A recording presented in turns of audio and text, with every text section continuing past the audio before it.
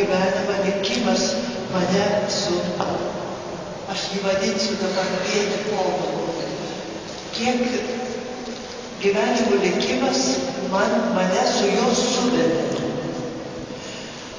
Jisai buvo mano tėvo brolis. Ir tas brolis, mano tėvas, buvo labai daug su juo Rusijoje prieš komunistus laikė revoliucijos ir grįžo į Lietuvą, kovojo Žemaitijoje prieš Lietuvos priešus, paskui kūrė tą kariuomenę, kiek galėjo, o dabar pradėsiu apie tai, kiek aš apie jį prisimenu. Pirmas prisiminimas, kai pradėjau galvoti, buvo, kada aš buvau 6 metų. Tada mano tėvas buvo Alytuj, Ulonų pulko vadu, ir mano mama su mano broliu ir manim visados žiemą važiuodavo į Alytų. O šiaip per vasarą būdavo mūsų tėviški ūkiai Grūdlūkis. Ir iš to laiko aš atsimenu jo veidą prie stalo, kada valgydavo. Šiaip aš nieko neatsimenu, kada buvau 6 metų. Paskui tai buvo žiemą 1929 ir 30 metų. 30 metais mirė mano mama, kaip nelaimingai žmonėm iš neatpažintų nefritų. Ir kada smūgėje pas mus ir mano tėvas norėjo nusišauti.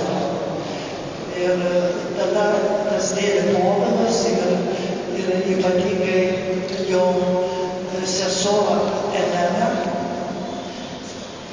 jie šiek tiek nuo to sulaikė.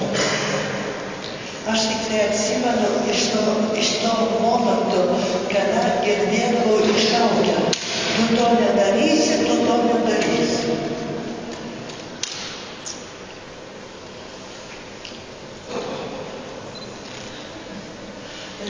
Nuo to laiko man atrodo, kad dėdė Povilas dar daugiau artimas pasidarė mano tėveliui.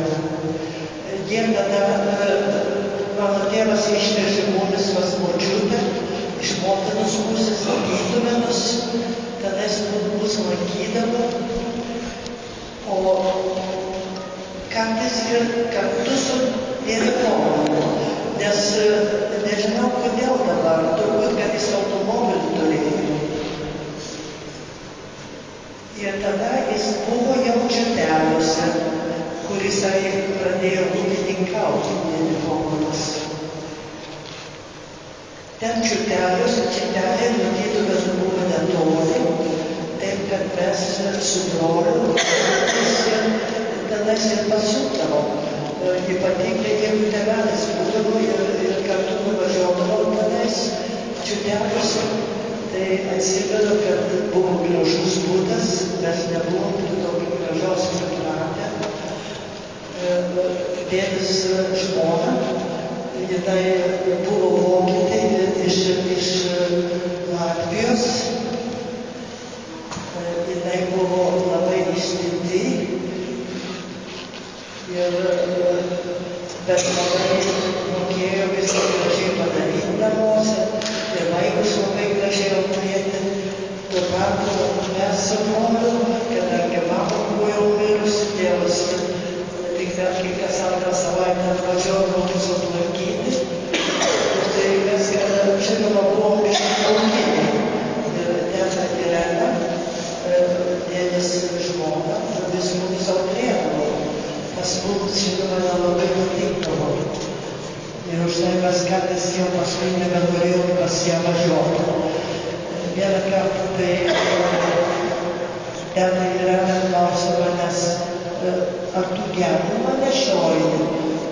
Aš sakau, kodėl? Jis sako, nagai yra joje. Mano tėvelis tą klausėsi, tas jau ne taip labai patiko. mano vaikai nėra taip gerai auklėjami. Bet tos Irenos auklėjimas vaikų ne visai gerai, kaip sakant, pasibaigė. Ir neišauklėjo vienas vaikų Lietuvos patriotais, kas jam buvo nepaprastai skaudu.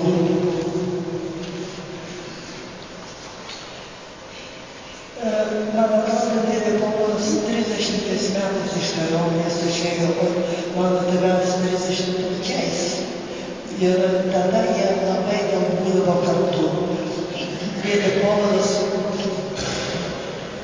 važiuodavo vis į, man atrodo, kad jis tada dalinai pradėjo ir gyventi, gana greitai Skuodo malūnu.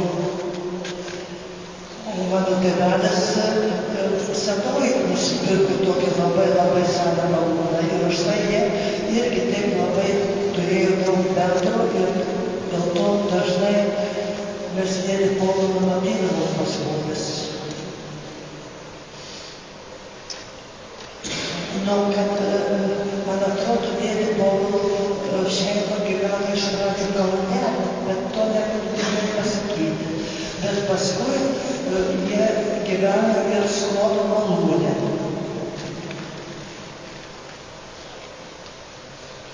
Skuodo malūne irgi buvo nedidelis, bet gražus būtas.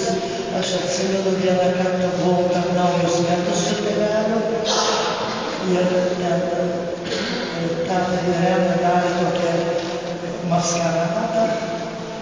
Tai atsimenu, dėdė Povilas ir mano tėvas sėdėjo šalia ir galvojo, mes čia neplavome, nedarysim maskarado.